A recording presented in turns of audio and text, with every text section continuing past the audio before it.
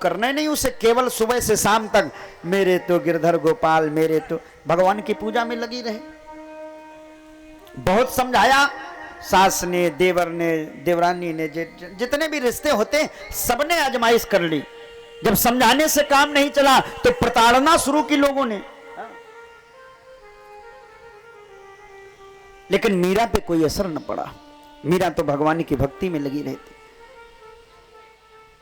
एक दिन मीरा ने सोचा, रामायण पढ़ रही थी तो रामायण में प्रसंग आया, वृद्ध रोग बस जड़ धनहीना, अंध बधिर क्रोधित दीना, ऐसे उपति कर की अपमाना, नार पाए यमपुर दुखदाना। पति का परित्याग नहीं करना चाहिए। तो मीरा ने सोचा, ये तो मेरे लिए धर्म संकट है, मैंने अपना पति गोविंद को माना है, अब इन पति के साथ मैं क्या करूं। तो एक पत्र लिखा। उस समय गोस्वामी तुलसीदास जी काशी में रहते थे। एक पत्र लिखा कि प्रभु गोस्वामी बाबा तुलसीदास जी, आपने रामायण में लिखा है किसी भी अवस्था व्यवस्था में पति को नहीं छोड़ना चाहिए। अब मैं क्या करूं, मैंने तो अपने हृदय से अपने नारायण गोविंद को पति माना है, मैं क्या करूं, मेरे लिए तो बहुत बड़ा धर्म संकट है। तो तत्काल गोस्वामी जी ने जवाबी लेटर वहां से लिख करके भेजा। पहले पत्र ही चलते थे ना। कहा, मीरा एक चीज याद रखना, जाके प्रियना राम बैदेही, तजिए ताही कोटि बैरी सम, यद्यपि परम स्नेही, जाके प्रियना राम बैदे। देवी, जो राम का नहीं वो किसी काम का, कितना सगा से सगा संबंधी रिश्तेदार क्यों न हो, और जो भगवान के काम में बाधा डालो ऐसे व्यक्ति को छोड़ो। किसने छोड़ा? तो आगे की लाइन में लिख दिया, बलि गुरु तजे, बलि गुरु, बलि गुरु तजे, प्रहलाद पितामह। बलि ने अपने गुरु को छोड़ा और प्रहलाद ने अपने पिता को छोड़ा। बंधु विभीषण, विभीषण ने अपने भाई रावण को छोड़ा। भरत महतारी, भरत ने अपनी मां कैकेयी को छोड़ दिया। यही तो था, केवल राम के प्रिय नहीं तो भरत ने अपनी मां कैकेयी को छोड़ दिया। जननी तुम जननी भाई, भरत ने कहा, मां कैकेयी अगर तू न होती तो मेरे भैया राम जंगल में न जाते। जाओ, आज से हमारा तुम्हारा मां और पुत्र का रिश्ता खत्म, भरत ने कह दिया। प्रहलाद ने अपने पिता को छोड़ दिया। तो मीरा, तुम भी अगर अपने घर परिवार पति को छोड़ देगी तो कोई दोष नहीं लगेगा। तो मीरा ने मालूम क्या किया, मेवाड़ की धरती में लात मार दी, मेवाड़ के राजपाट को छोड़ दिया, मेवाड़ के घर को छोड़ दिया, अपने ससुराल को, राजसी ठाट बाट सब छोड़ दिया और बोली, भैया मैं तो जा रही हूं वृंदावन, मेरे तो गिरधर गोपाल दूसरो ना। तो उसके ससुराल वालों ने कहा, मीरा वहां वृंदावन जाओगी तो खाओगी क्या, रहोगी कहां? तो मीरा ने कहा, सुनो ये सारी व्यवस्था हमारा भगवान हम खुद कर देगा। हाँ, मैं तो चली वृंदावन राणा। मीरा ने क्या कहा, मैं तो चली गोवर्धन राणा, और मेरे भाग्य जगे राणा जी तेरे, राणा जी तेरे महलों में आग लगे, राणा जी तेरे महलों में आग लगे, राणा जी तेरे मैं तो चली वृंदावन राणा, मैं तो चली, मैं तो चली गोवर्धन राणा, मैं तो चली गोवर्धन राणा, मेरे भाग जगे राणा जी तेरे महलों में आग लगे, राणा जी तेरे, राणा जी तेरे महलों में आग लगे। हरि बोल। जय जय।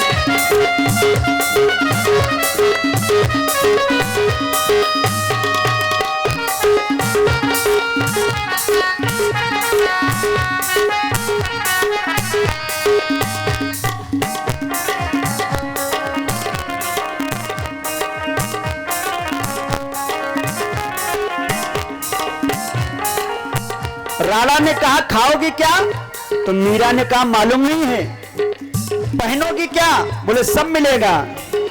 ना चाहिए तेरा हीरा मोती, ना चाहिए तेरा हीरा मोती, ना चाहिए तेरा सोना चांदी, ना चाहिए तेरा सोना चांदी, ना चाहिए तेरे हीरा मोती, ना चाहिए तेरा हीरा मोती, ना चाहिए तेरा सोना चांदी, ना चाहिए तेरा सोना चांदी। या में गहरा दाग लगे, या में गहरा दाग लगे। मैंने सोचा है ज्यादा सोना चांदी हीरा जवाहरात हो ना तो ये भी तकलीफ ही देता है।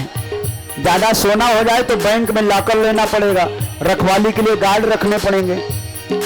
ना चाहिए तेरा सोना चांदी, ना चाहिए तेरा सोना चांदी। पीछे वालों ना चाहिए तेरा हीरा मोती, ना चाहिए तेरा हीरा मोती। या में गहरा दाग लगे, या में गहरा दाग लगे। राणा जी तेरे, राणा जी तेरे, राणा जी तेरे महलों में आग लगे, राणा जी तेरे महलों में आग लगे, राणा जी तेरे महलों में आग लगे। हरि बोल ताली बजाते हुए।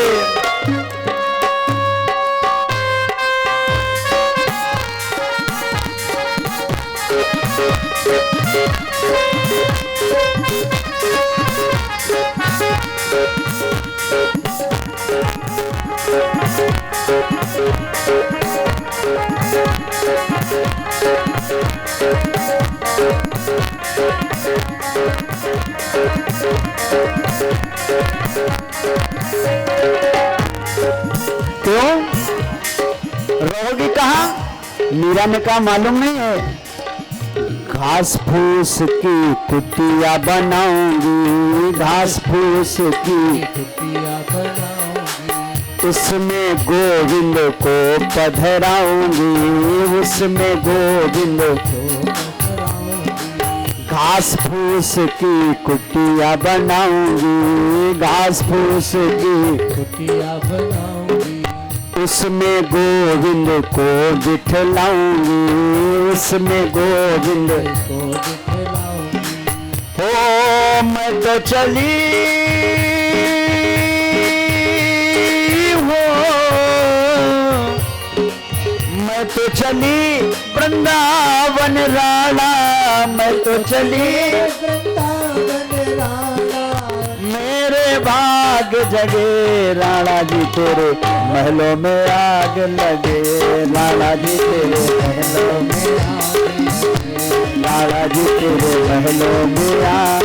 हरि बोल जय जय।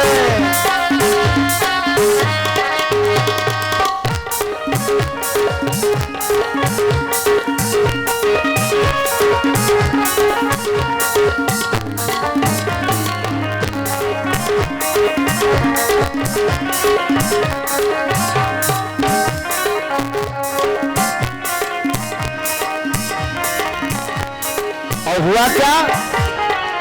हो मीरा दीवानी हो गई, हो मीरा मस्तानी हो गई, मीरा दीवानी हो गई, मीरा मस्तानी हो गई। लोक लाज की छोड़ चुनरिया, लोक लाज की छोड़ चुनरिया।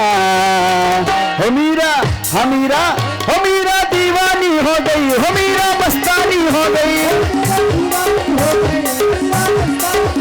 हो मीरा दीवानी हो गई, हो मीरा मस्तानी हो गई।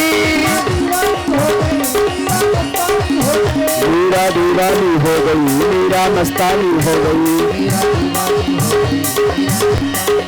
हो मीरा दीवानी हो गई, मीरा मस्तानी हो गई।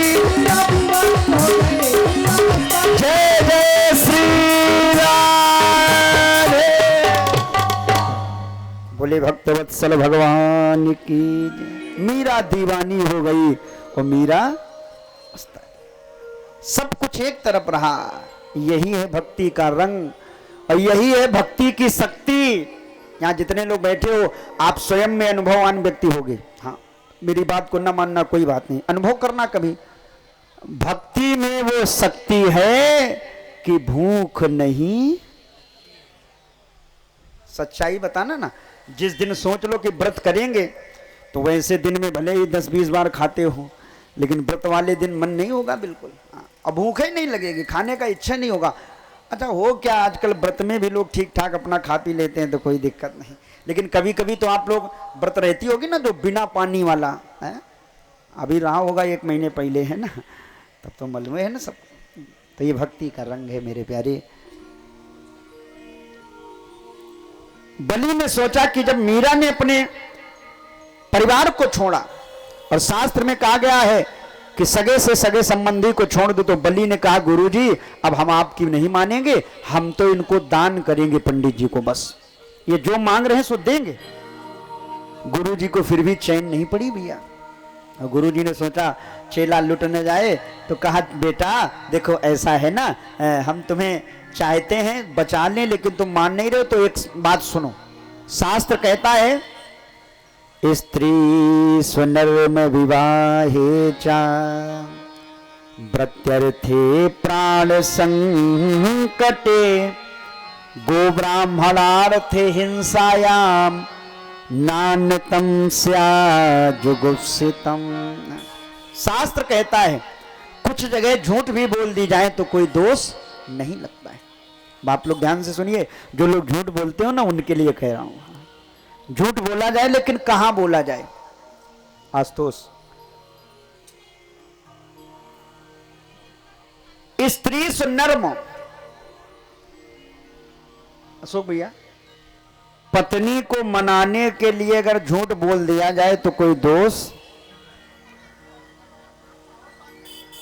आप लोग कहोगे महाराज ये क्या, हाँ हाँ लिखा है ना स्त्री सुनर्म, इसका तात्पर्य जानते हो आप लोग? हमने कई बार पढ़ा है पेपर में कि वो रक्षाबंधन आता ना, रक्षाबंधन, तो रक्षाबंधन में भैया ने अपनी पत्नी को मायके नहीं भेजा, तो मायके ना भेजो तो क्या होगा है?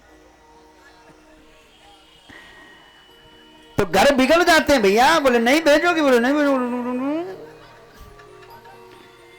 कुछ मांग बैठे और देव नहीं तो झगड़ा। तो झगड़े से बचने के लिए बोले स्त्री सुनर्म, झूठ बोल दिया जाए तो कार बन जाता है। झूठ बोल के काम चला लो, झगड़ा न हो, इससे अच्छा है। शुक्राचार्य जी ने कहा स्त्री सुनर्म, पत्नी को मनाने के लिए झूठ बोलो तो कोई दोष। उसके लिए कई बार हमने देखा लोग करते भी हैं, झूठ बन चला काम चल जाता है, वो क्या है। और कभी कभी झूठ में भी भैया बड़ी सेवा होती। मैं अपनी बात बताऊं ना, कभी कभी पत्नी रूठ जाए और झूठी केवल कह दें कि सुनो चिंता न करो सोना सस्ता होने वाला है, और हम सोच रहे हैं कि अब की बार तुमको बढ़िया एक 3 खंड वाली झुमकी बनवा देंगे। पत्नी देखो इतनी खुश होगी कि पोछा लगा हुआ घर तो 3 बार पोछा लगा देगी, और ऊपर से मालूम है जो कभी चाय नहीं पूछती होगी वो चाय भी लाएगी और धीरे से कहेगी नमकीन ले हम। तो स्त्री सुनर्म, पत्नी को मनाने के लिए झूठ। विवाहे चा, किसी कन्या का विवाह हो रहा है और अगर हमारे झूठ बोलने से कन्या अच्छे घर में पहुंच जाए तो कोई दोष नहीं लगता। व्रत्यर्थे, हंसी मजाक में अगर झूठ बोल दे तो भी कोई दोष। प्राण संकटे, किसी के प्राणों पर संकट है और हमारे झूठ बोलने से उसके प्राण बच जाएं तो कोई दोष। गो ब्राह्मणार्थे हिंसायाम, देश पर, राष्ट्र पर, धर्म पर, किसी जीव पर अगर कुठाराघात हो रहा है, हमारे झूठ बोलने से उसके प्राण बच जाए, राष्ट्र की सुरक्षा हो जाए, धर्म का निर्वहन हो जाए, तो झूठ बोलने से भी कोई दोष नहीं लगता। जो इतना शुक्राचार्य जी ने कहा तो बलि बोला गुरुजी एक बात पूछूं, हाँ हाँ, न तो यहां कोई मर रहा है और न तो पत्नी रूठ रही है और न ही किसी की शादी हो रही है, तो हम झूठ क्यों नहीं बोले? हम तो जरूर, हम झूठ नहीं बोलेंगे गुरुजी, हाँ हम तो दान देंगे देंगे और देंगे। मेरे कुल की मर्यादा है, मम कुल रीत सदा चली आई, प्राण जाई पर। हाँ तो गुरु ने कहा बेटा बर्बाद हो जाओगे? बोले हो जाने दो, मेरे समान भाग्यशाली तो वैसे भी कोई नहीं है, दुनिया को देने वाला मेरे दरवाजे पे झोली फैलाए खड़ा था, मेरे समान कौन भाग्यशाली होगा? तो तुरंत बामन भगवान ने कहा बलि संकल्प किया जाए? बोले हाँ गुरुजी। तुरंत लिया पुष्प हाथ में, हाँ, और लेकर के पुष्प, जल, अक्षत और जल का पात्र उठाया। तो गुरुजी से रहा नहीं गया तो छोटा सा रूप बनाया, कमंडल की टोटी में जाके आंख लगा के बैठ गए। पानी गिरेगा नहीं तो संकल्प पूरा होगा नहीं। अब जब पानी न गिरे तो बामन भगवान ने कहा हमें लगता है इसमें कुछ फंसा है, तो उठाया, वहीं पर एक कुसा का बड़ा नुकीला वाला कांटा और टोटी में बड़ी जोर से चलाया। जो चलाया तो गुरुजी की आंख फूट गई, पानी बहने लगा। इसका तात्पर्य क्या है? धर्म के कार्य में बाधा डालने वालों की आंख फूट जाती। बोलो राधे राधे। कभी कोई दे रहा है, कोई धर्म कर रहा है, कोई कर्म कर रहा है, देने लेने वाले के बीच में मत पड़ना चाहिए, क्योंकि देत जो लेत पड़े बिच कोई, और बीच पड़े तो भलाई करे, न भलाई करे तो चुप्पई भलोरी, और नहीं तो शुक्र ने आंख अयाचक खोई। कोई मतलब नहीं था, दे रहा था चेला, ले रहे थे महाराज, और बीच में ये टपक पड़े तो आंख फूट गई। बोलो राधे राधे। बामन भगवान ने बढ़ाया स्वरूप, पहले पैर में अतल बितल सुतल तलातल महातल रसातल पाताल, नीचे के सातों लोगों को नापा। दूसरा पैर बढ़ाया, भू भुआ स्वा जना तपा, ब्रह्मलोक में चरण पहुंचा। ब्रह्मा जी ने कमंडल में भगवान के दाएं पैर के अंगूठे के नख को धुल लिया, गंगा जी का प्रादुर्भाव हुआ। तीसरा चरण बढ़ाया, पृथ्वी को नाप लिया। इतना चरण फिर भी बाहर निकल गया पृथ्वी से। बलि हाँ हाँ, अब इतना कहां से पूरा करोगे? बलि बोला गुरुजी मैं हूं ना, इस शरीर में भी तो पृथ्वी है। लेट गया चरण के नीचे, प्रभु हमें नाप लो। भगवान ने चरण बढ़ाया तो उंगलियां फिर भी बाहर निकल गई। बलि हाँ हाँ, अब क्या करोगे? अगर संकल्प पूरा नहीं हुआ तो तुम्हें नरक में जाना पड़ेगा। बलि मुस्कुराया, गुरुजी कौन कहता नरक में? नरक में वो जाते हैं जो पाप करते हैं, धर्म करते हैं, और ये दुनिया जानती है अगर कोर्ट में भी मुकदमा पड़ेगा तो जीत हमारी होगी। क्यों? हमने कोई अधर्म नहीं किया, हमने धर्म किया, आपको दान दिया है, और प्रभु ना मानो तो मुकदमा फाइल कर लो, जीत हमारी होगी। क्यों? बोले जब लेने देने की बात हुई थी तब तुम थे 52 अंगुल के, अब हो गए इतने बड़े, तो हमारे साथ चीटिंग कर रहे हो कि नहीं कर रहे हो? बामन भगवान मुस्कुराए, बोले बलि तू देखो इतनी गंभीर स्थितियों में भी धर्म को नहीं छोड़ रहे, इसलिए जाओ हम तुमसे प्रसन्न हैं, अब हमसे वरदान मांग लो। उठा करके खड़ा कर दिया, और जो कहा वरदान मांगो तो बलि बड़ी जोर से हंसा। बोले गुरुजी आपसे मांगू मैं? 5 मिनट पहले आप खुद भिखारी बने, हमारे यहाँ मांग रहे थे, और भिखारी से हम मांगे? ये तो हमसे रहा नहीं जाएगा। बामन बोले फिर भी मांग लो। नहीं मांगेंगे। अब ये है देखो भगवान की भगवत्ता, देने वाला जब भी देता देता छप्पर,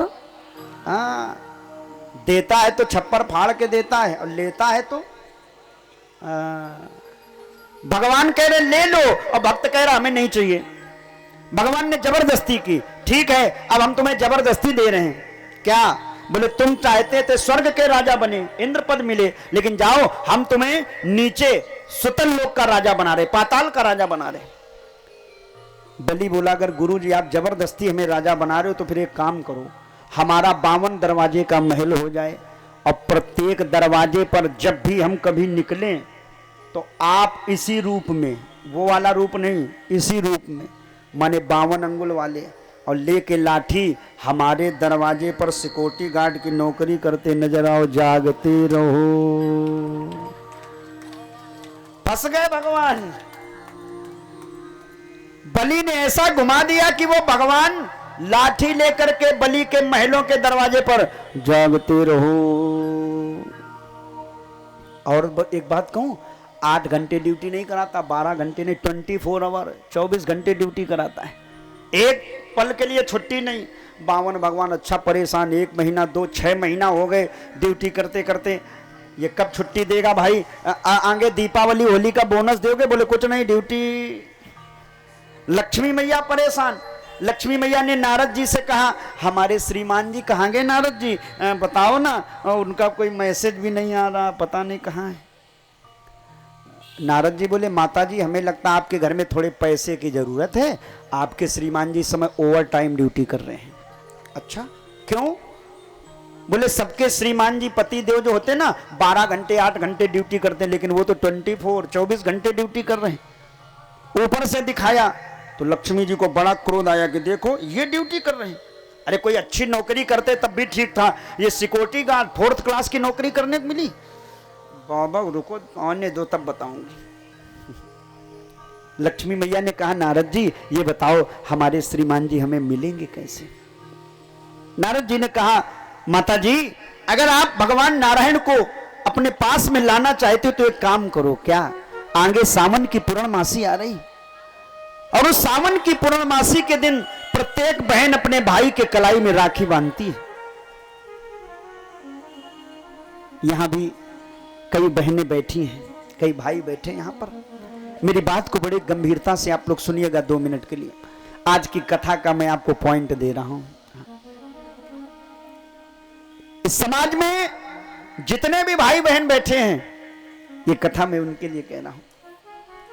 सावन की पूर्णमासी आज भी होती ना, सब लोग रक्षाबंधन का त्योहार मनाते हो कि नहीं मनाते हो?